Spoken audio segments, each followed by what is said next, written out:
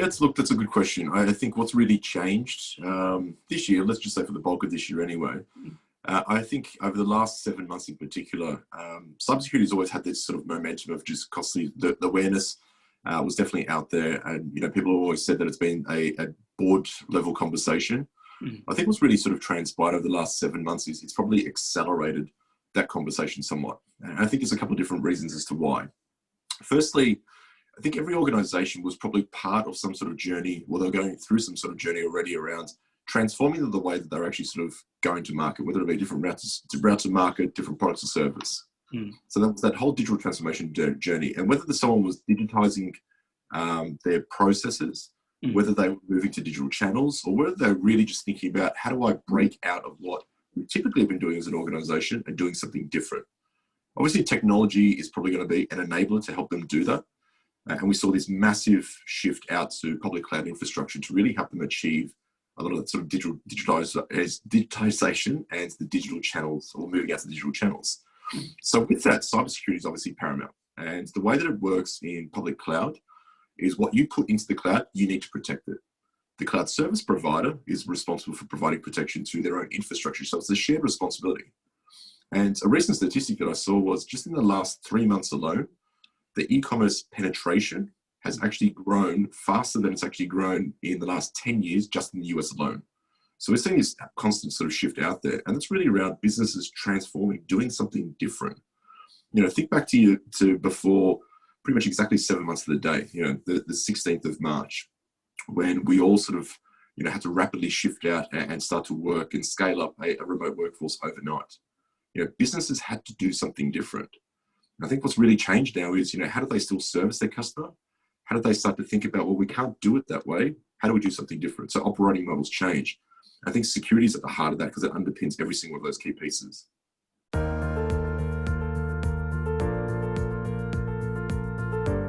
I think it's mixed. I think it's probably definitely a lot more than it used to be. I think that's just because we've gone through a level of maturity. And obviously every organization is always going to be sort of at different levels of maturity. But I'd say seldom do I hear that it's after the fact. No one's really thinking about, let's do this, let's create some sort of innovative way and sort of get out there. I think it's more a case of now, let's think about what does risk actually mean and how do we de-risk that process as we're going through transforming the way that we conduct our business.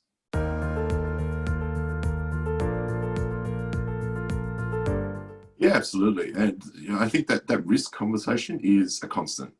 It's never one of those, what do we think about mitigating this risk, mitigating, managing, accepting, avoiding, whatever it may be. People always need to be thinking about that's just a sliding scale that constantly moves. Pre 7 months ago, we were always in that construct of, as you sort of talked about, how do we just put the moat around the castle to protect ourselves? But for many years now, the castle has really, I guess, expanded. We've got different sites, different locations, and even to the point where we start to have shifted out our applications, our data, they're now sitting out in different locations. They call them like data islands, for lack of a better term.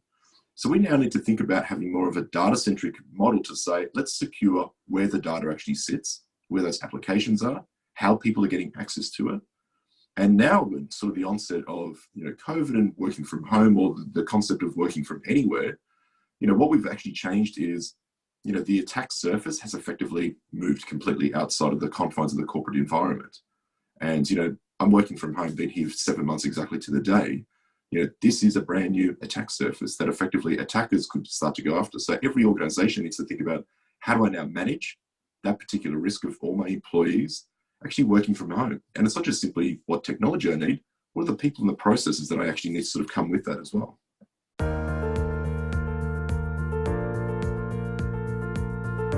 Absolutely. I think by far the most common theme that I've probably heard over the last 7 months is the phrase vendor consolidation. And it's not simply a case of, let me get rid of these vendors and move down to a simple number just because it's a lower number.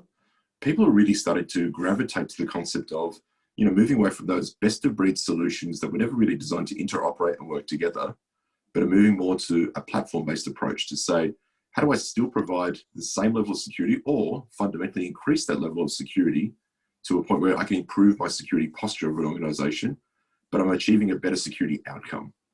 And that really comes from actually leveraging that platform, that you can start to get and see what's really happening across the environment. So if you take cloud as the example, how do I go through that level of maturity of saying whether we lift and shift our workloads out to public cloud infrastructure, whether we start to leverage the cloud native capability that's there around, continuous improvement, continuous development pipeline, building applications in the cloud, infrastructure as code, containers, serverless computing.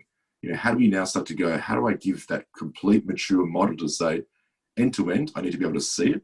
I need to have visibility, auditability. At the same time, I need to manage the compliance and I have some sort of governance around that. But at the same time, I need to have guardrails to ensure that my developers are doing something within the realms of what we consider to be acceptable risk. And at the same time, have the ability to do something about it when the time comes.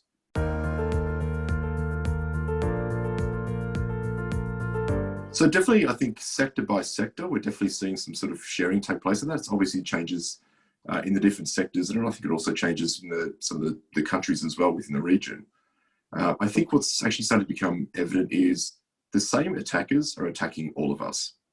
And, we need to learn from each other, because the more that we actually start to keep quiet and we don't share this type of information, we're actually doing a disservice to ourselves. But at the same time, we're also getting to a point where we're saying, let's actually give the upper hand and advantage to the attacker. Silence effectively provides them the upper hand advantage there. So we need to do this. And I think it's slowly changing from what it has been. But I think there's still a lot more work to be done there as well.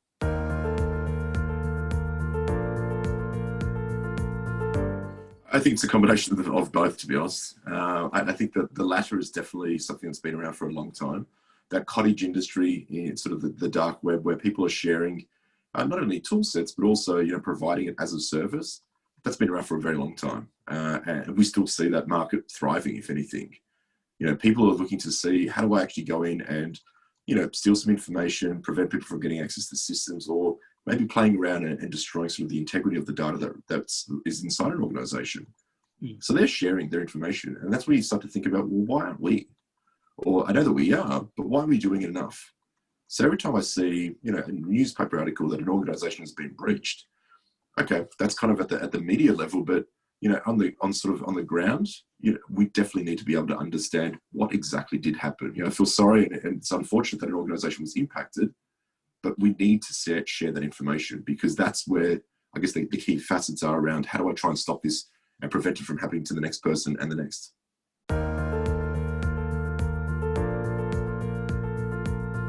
Look, I definitely think they are. And I think that's something, if I think about sort of the Asia Pacific and Japan region, I'm seeing that change more and more every single year.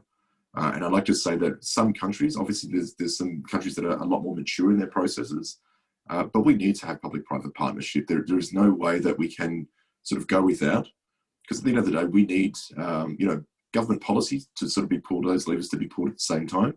At the same time, we need law enforcement to be part of that journey to say, how do we now provide something to them where they can effectively act and hopefully stop a perpetrator from actually committing that crime again?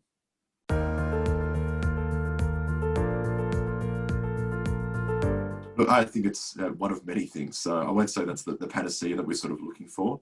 If it was, I'm sure that'll be sort of knocking on government doors sort of all the time. But I think it's one of many things. We also have to change behaviour, and we need to change the way that we have been doing things in the past. For 20 plus years, we've had this notion of buy a piece of technology, put it in, and flick the switch, and it works. It stops a threat from actually sort of coming inside an organisation. Well, there's a whole part of that which is around the people and the process. We need to ensure that at the executive level, they're actually seeing cyber risk as one of their core risks that are impacting their own organisation. Governments need to be thinking about that it's not a cyber espionage problem only. Cybercrime impacts every single organisation, every single individual, every single country. So we need to be thinking about cybercrime as a very big key thing that we need to be thinking about as well. So there's a number of different sort of moving pieces to the puzzle.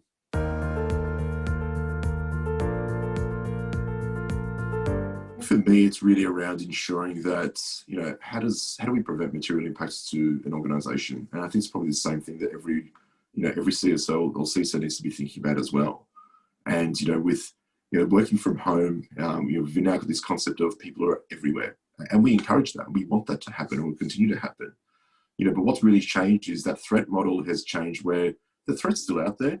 The cyber attackers know that we're working from home. They know that we're working from cafes and restaurants if obviously sort of the country allows it.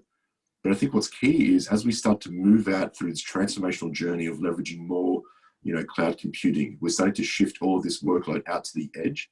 Security needs to follow that. And I think where security needs to go is we need to be thinking about a mindset where architecturally, we need to be thinking about how do we consume more as a service?